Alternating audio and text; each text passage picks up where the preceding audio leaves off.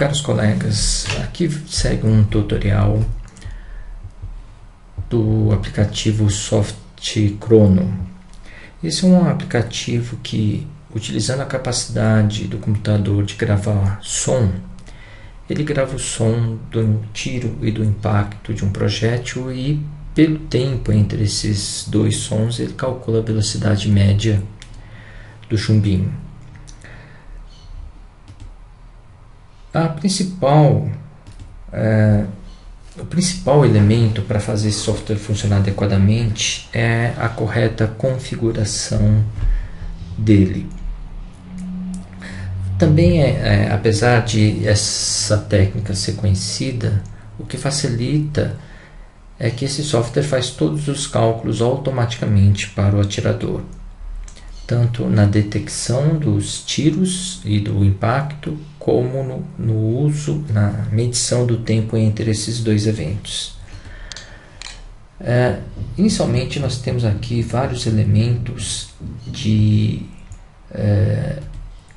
configuração. O primeiro é a distância ao alvo.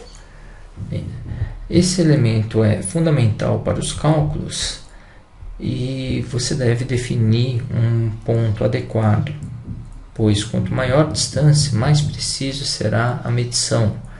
Porém, devido a características da balística, a distâncias maiores, a perda de energia do projétil e, consequentemente, a retenção de velocidade diminui, causando um cálculo de velocidade média cada vez menor.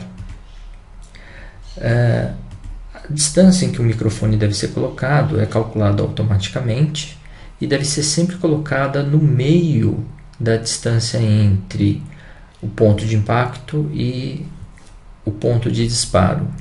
Isso é para evitar que a velocidade do som interfira nos cálculos da velocidade média. Essa parte de retenção de velocidade é para que, na hora de exibir a velocidade aferida, o software calcule ou tente, estimar qual que é a velocidade de tiro na boca do cano, a partir da velocidade média.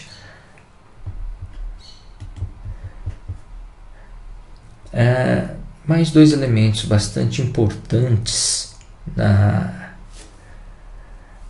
no cálculo, na configuração desse software, são a velocidade mínima e a velocidade máxima, principalmente a velocidade máxima. Quando há um tiro, existem vários sons que resultam do tiro. Com a configuração dessa velocidade máxima, o sistema determina qual o tempo que ele deve ignorar sons para o gatilho do som do impacto. Ou seja, quando ele detecta um tiro, pelo tempo de velocidade máxima relacionado com a distância, ele sabe que nesse intervalo de tempo não pode haver impacto. Então, qualquer som que surja nesse intervalo de tempo é desprezado como gatilho do som de impacto. Portanto, quanto mais próximo, dentro de um certo limite, tiver da velocidade estimada, mais chances de você não ter gatilhos indesejados de velocidade, o que resultaria em medidas imprecisas. A velocidade mínima ajuda a determinar se ele conseguiu detectar um tiro, caso nenhum som atinja o gatilho do som de impacto. Outros elementos extremamente importantes são os níveis de volume do impacto e da boca do cano. Com a configuração desses volumes, você impede que sons indesejados sejam detectados no momento tanto do tiro como do impacto, e configurando um volume adequado você evita que as medidas sejam imprecisas.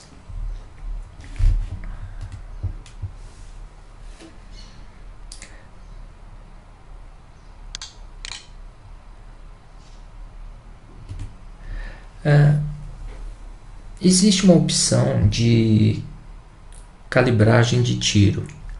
Esse ponto é interessante, pois permite que você faça um tiro. Ele vai mostrar a forma de onda, e através dessa forma de onda é possível você fazer uma calibragem desses parâmetros que acabamos de descrever. Ele funciona da seguinte maneira: uma vez que você inicializa, você tem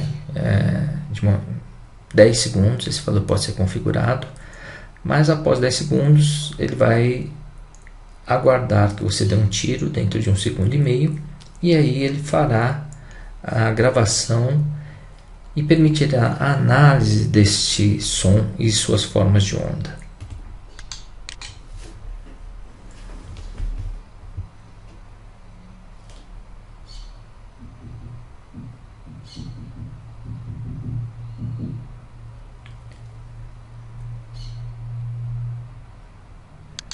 Vamos olhar a forma de onda.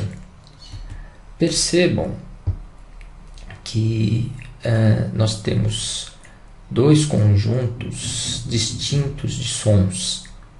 Um que foi do tiro, primeiro à esquerda, representado por uma sequência de ondas de maior amplitude, e um segundo conjunto mais à direita, onde se representaria o impacto, o som, a gravação do impacto do projétil.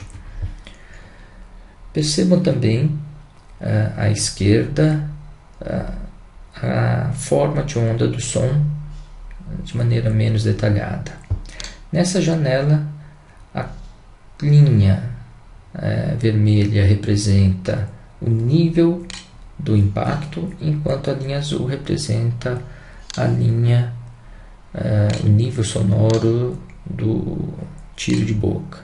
No ajustes desse, você evita que ondas indesejadas sejam capazes de disparar o gatilho desses sensores. Como vocês podem ver, existem picos secundários que devem ser evitados. Eles serão automaticamente desprezados caso eles se encontrem antes do limite de velocidade máxima. Porém, eventualmente esses picos secundários podem acontecer depois, o que causam alguns desvios nas medidas. É o correto ajuste desses elementos que vão fazer o sucesso das suas medidas.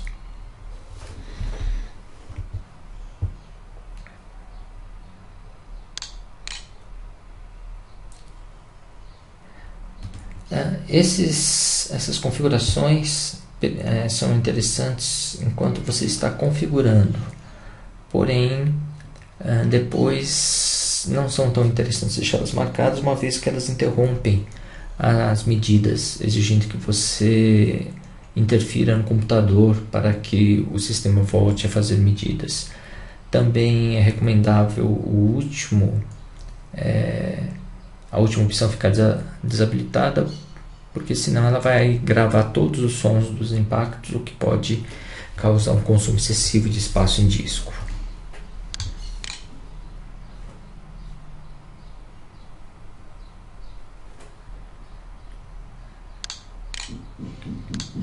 Então vamos ver alguns exemplos de medidas. Essas medidas foram feitas com o dedo batendo no microfone, vendo que ele consegue detectar os diversos impactos.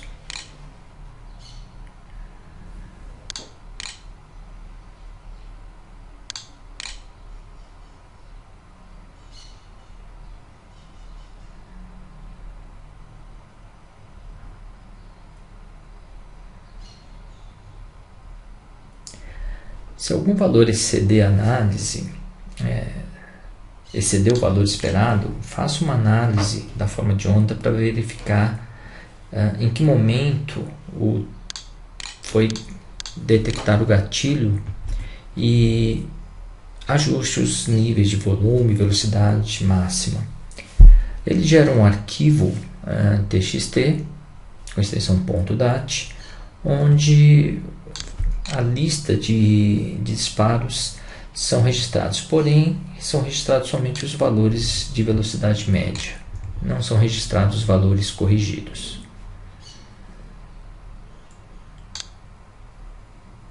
Agora vou mostrar alguns exemplos reais que foram feitos utilizando uma carabina Weirock 50S com mola Macari de redução de velocidade e chumbos Gamo Match.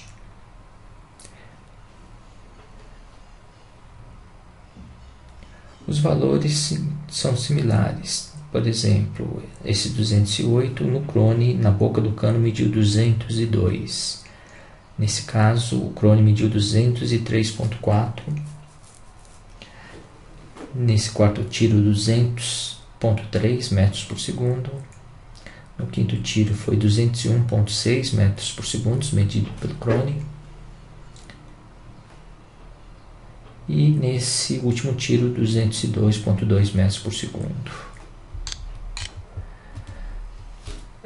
Não é muito preciso, talvez a precisão melhore com a configuração mais refinada dos parâmetros, mas para os atiradores que não possuem um crone é uma boa opção e, desde que configurado corretamente, dá uma boa noção da velocidade dos projéteis de sua carabina.